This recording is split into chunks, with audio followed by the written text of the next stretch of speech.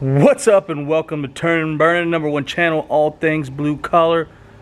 And welcome once again to another episode of Firebird Fridays. Today is an exciting day, making progress on the 1969 Firebird, the labor of love build. Today, the bottom is not going to be so ugly and mismatched because we are putting paint on there. So join me. And let's get this thing all purdied up.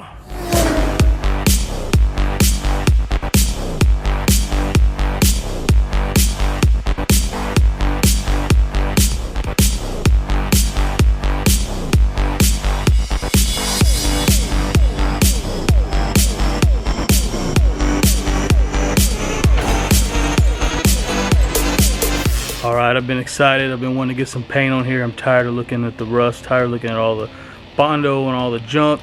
So in the other episodes, if y'all have been watching, if not, click up here and go take a look. Been working on the underneath. Been welding, Bondo sanding, welding, Bondo sanding, on and on. I didn't share that in the video because it's pretty boring. It's pretty much the same thing. But also, while I was away from the camera, I went ahead and painted the inside of the car.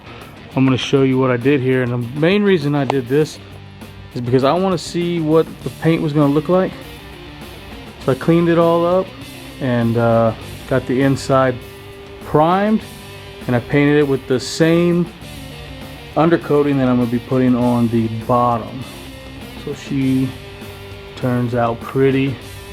Did the roof and everything. I think this is really going to help out because it's got a little bit of rubber texture, not much, and it's also, I'm gonna put Dynamat. I think this is gonna help out a lot. So let me take you to the underside of the car and so I'm gonna show you a little bit of this. It's been pretty much a long process. Did the trunk panel over here, did the panels over here on the bottom of the floor, and like I said, there are in other videos, you can check them out, but I'm going to show you what it looks like now. I'm going to show, as I'm kind of panning through and showing you, we'll show some before pictures. This is the front side. I'm actually to come in here when we paint them today and probably stop it right about here and then decide what I'm going to do, because I do want the same color as the car and I want this all undercoating. But you can see right here, these were where the holes were, bullet holes. They are gone. Come around and you can see I still have some Bondo where there was some stuff I didn't really like in here.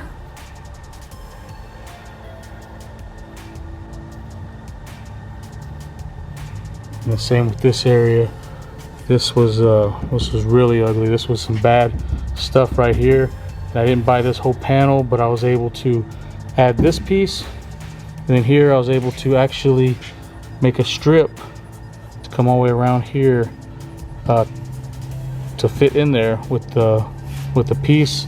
And as you can tell, I blended it all in, and kind of, you can see a little hump there, but nothing really bad at all. Same here. You know, be honest with you, I don't know what it looks like from the factory.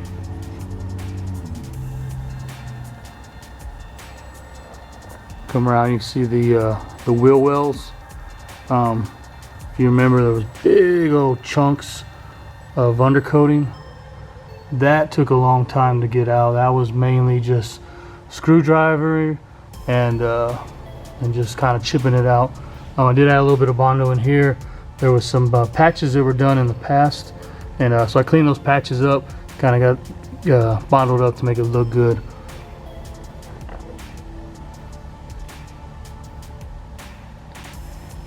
And come around to the trunk.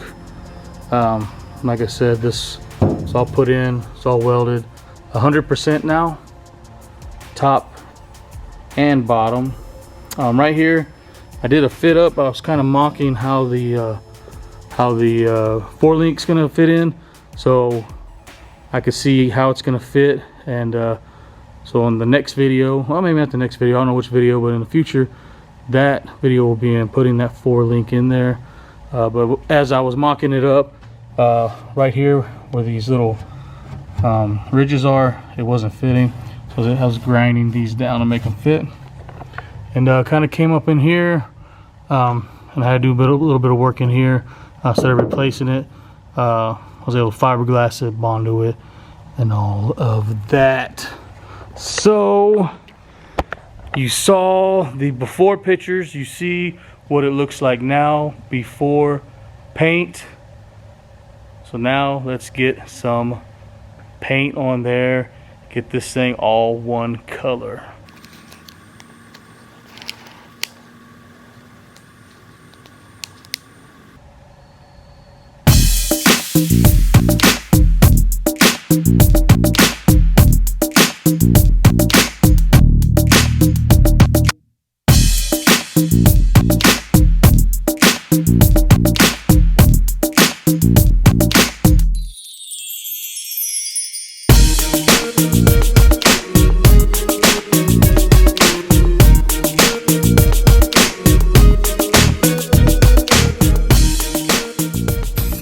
There she is, all primed up. You don't know how happy that makes me feel to see it all one color. When you see Bondo and rust and all different colors everywhere, it really bothers me. But put the coat of primer, I think it turned out really nice. I'll let that dry and get going on the undercoating. Hope I have enough undercoating. I don't think I do. I didn't want to mix and match brands, so I'm gonna go as far as I can, see what it covers, and we'll take a look at it. Or did you?